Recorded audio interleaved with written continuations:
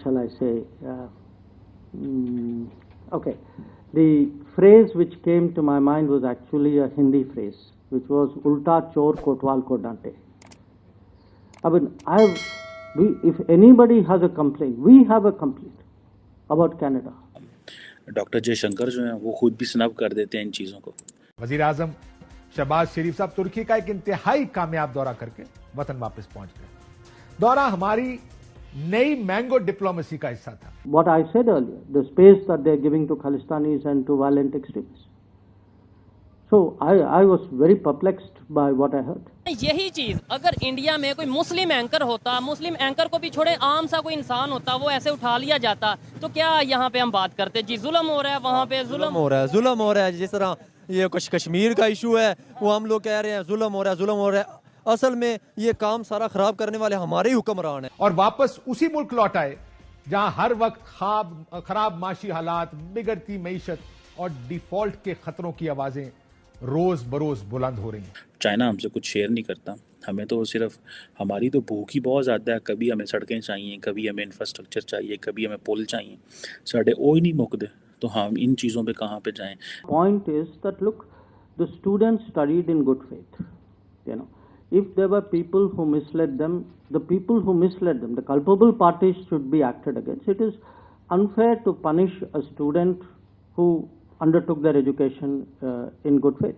तैयब उर्दगान को जबरदस्ती गले लगाया, आमों को कमाल महारत से मियां बीवी में आधा आधा तकसीम किया। जय हिंद दोस्तों, एक बार फिर जयशंकर जी ने कनाडा को अच्छे से समझा दिया है कि बेटा भारत से पंगे मत लो। दरअसल दोस्तों बात कुछ ऐसी है कि आप लोग तो जानते ही होंगे कि हाल ही में खालिस्तानी एलिमेंट थोड़ी सी ज्यादा उछाल कूद मचाने लगे हैं।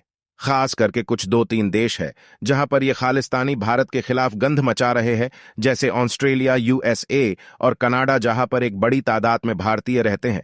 लेकिन ये 2 टके के पिल्ले जिनको कौड़ी भर की फंडिंग मिल जाती है तो भारत के खिलाफ जहर उगलने लगते हैं। अब जयशंकर जी ने कनाडा को लताड़ लगा दी है और इन एलिमेंट्स को इनकी औकात दिखाने के आदेश दे दिए हैं। जिन्होंने सब्सक्राइब कर लिया है उन्हें दिल से धन्यवाद, और जिन्होंने नहीं किया है वो अभी कर लो। आइए देखते हैं ये वीडियो। देखें यहाँ तो सारा तबका ही गलत है। सियासत की बात की जाए तो सारी सियासत के बेड़ा गर्क क्या है। आप क्या कहना चाहेंगे? 1 अरब 40 करोड़ तकरीबन और यहाँ पे 25 करोड़ तकरीबन, फिर भी वहाँ पे एक मार्शल्ला नहीं लगा। वहाँ पे डेमोक्रेसी जो है वो बेहतर से बेहतरीन मजबूत होती जा रही है। हमारे यहाँ पे हम क्यों नहीं मजबूत कर रहे? हुक्मरान अच्छे हैं उनके, पब्लिक का बहुत अच्छे हैं वो लोग। हम मुसलमान हैं लेकिन अंदर से कोई मुसलमान नहीं है। बड़ी बात यह है कि वहाँ कानून की पासदारी की जाती है।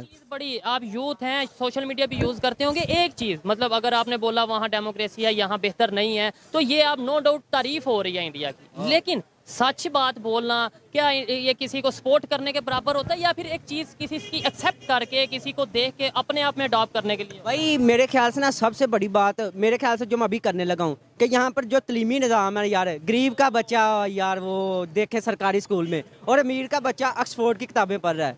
सबसे बड़ी बात यह है कि तलीमी निज़ाम अगर इक्वल हो, तलीम सबको इक्वल मिले, तो यार हर बंदा इसमें शऊर हो, उसे पता हो, अवेयरनेस हो, हाँ क्या गलत है क्या ठीक है। उधर देख ले अमेरिका में, उधर इंडिया में यार मेरे ख्याल से बच्चा जो है ना, तलीमी निज़ाम बहुत बेहतर है। बच्चा तलीम हासिल कर रहा है, और यहाँ गरीब का बच्चा अभी देख रहे यार यहाँ कहीं भीख मांग रहा होगा। बस ये चीजें, गुर्बत वहाँ पे भी होगी, भीख वहाँ पे भी मांगने वाले होंगे। ये बात नहीं, जो बात ऑथेंटिक है वो करनी चाहिए। लेकिन वहाँ पे जो एजुकेशन है वो शायद सबके लिए एक बराबर है। सही है जी। यहाँ देख ले अमीर का बच्चा ऑक्सफोर्ड की किताबें पढ़ रहा है और वो बड़े बड़े स्कूलों में, और यहाँ देख ले गरीब का बच्चा जो उसने जी सरकारी स्कूल में जाना है, और टीचर मेरे ख्याल से वहाँ आधे से ज्यादा सोए होते हैं। ये सिस्टम चेंज कैसे होगा? हमने ये देखें, ये जो हम यूथ खड़े हैं, ये हमारी वीडियोस का, हमारे प्रोग्राम का मकसद ये होता है कि किसी ना किसी तरीके अवेयरनेस दी जाए, जो दूसरी दुनिया के कंट्रीज, खासतौर पे नेबर कंट्री में जो चीज़ें बेहतर हो रही हैं वो सीखी जाए। कैसे चेंज आएगा? आप इंडिया के जो लोग हैं, या जो यूथ हैं, या जो एक्सपर्ट्स हैं, या जो प्रोफेशनल्स हैं, आप उनकी कैपेसिटी चेक कीजिएगा आज से 10-15 साल में किधर पहुंच जाती हैं। ये जितना टेक्नोलॉजी ट्रांसफ़र हो रहा है, ठीक है, मुझे तो शक पड़ता है कि हमें अगर कोई देना भी चाहे तो हम ये ले ही नहीं सकते। ये वही गल है ना कि मैं तो इंटरनेशनल रिलेशंस का बंदा हूँ, पॉलिटिक्स समझता हूँ। तो मुझे आप जो है वो सैमीकंडक्टर की क्लास में बिठा दें तो मैनू की समझ लगनी है कि सैमीकंडक्टर किंज काम करदा ते की है।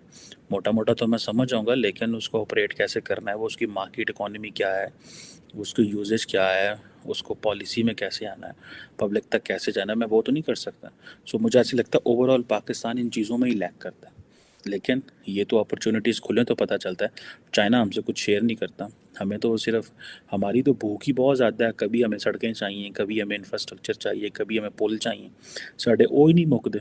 तो हम इन चीज़ों पे कहाँ पे जाएं जहाँ पे हम अपने लोगों की कैपेसिटी बिल्ड कर सकें। ये चीज़ें जो हैं ये मुझे परेशान करती हैं। And I really believe and I really want कि हमारे साथ जो है हमारी यूथ के साथ या हमारी वो यूनिवर्सिटियाँ जहाँ पे इस तरह के बच्चे पढ़ते हैं, ये नहीं कि है नहीं है, इस्लामाबाद में है, कराची में है, लाहौर में है, उन बच्चों के साथ ये चीज़ें शेयर की जाएँ। पर्टिकुलरली जो पाकिस्तानी बाहर पढ़ने गए हुए हैं वो आए, वो उनको बहुत कुछ मिल सकता है, लेकिन उसके लिए फिर एक माहौल देना पड़ता है। वजीर आजम शहबाज शरीफ साहब तुर्की का एक इंतहाई कामयाब दौरा करके वतन वापस पहुंच गए। दौरा हमारी नई मैंगो डिप्लोमेसी का हिस्सा था। निहायत कामयाबी से तैयब एर्दोगान को जबरदस्ती गले लगाया, आमों को कमाल महारत से मियां बीवी में आधा आधा तकसीम किया, खबर लगवाई कि बिजनेसमैनों से बड़ी कामयाब मुलाकात हुई और वापस उसी मुल्क लौट आए जहां हर वक्त खराब माशी हालात, बिगड़ती मईशत और डिफॉल्ट के खतरों की आवाजें रोज बरोज बुलंद हो रही हैं। क्यों यह जरूरी था यह खबर इस तनाजुर में चलाना कि वजीर आजम साहब का वहां जाना, माजी में भी हमने देखा कि बहुत से मुख्तलिफ तरीके रहे हैं मुबारकबादें कन्वे करने के, लेकिन यही हुकूमत आके कहती थी कि हम बेल्ट टाइटनिंग करेंगे, कफायत शाह अपनाएंगे, लोग मुश्किल में हैं, हम भी नजर आएगा कि फजूल खर्चियां नहीं कर रहे। क्या कहा था उस वक्त वजीर आजम ने, सुनिए। तमाम गुजरा गैस, बिजली, पानी और टेलीफोन के बिल अपनी जाती जेब से अदा करेंगे। काबीना अरकान के इस वक्त जेर इस्तेमाल तमाम लग्जरी गाड़ियां वापस ली जा रही हैं और उनको हम नीलाम करेंगे। हम कह सकेंगे कि हुकूमत ने ये इकदाम किए हैं, अब अशराफिया भी इसमें हिस्सा डाले।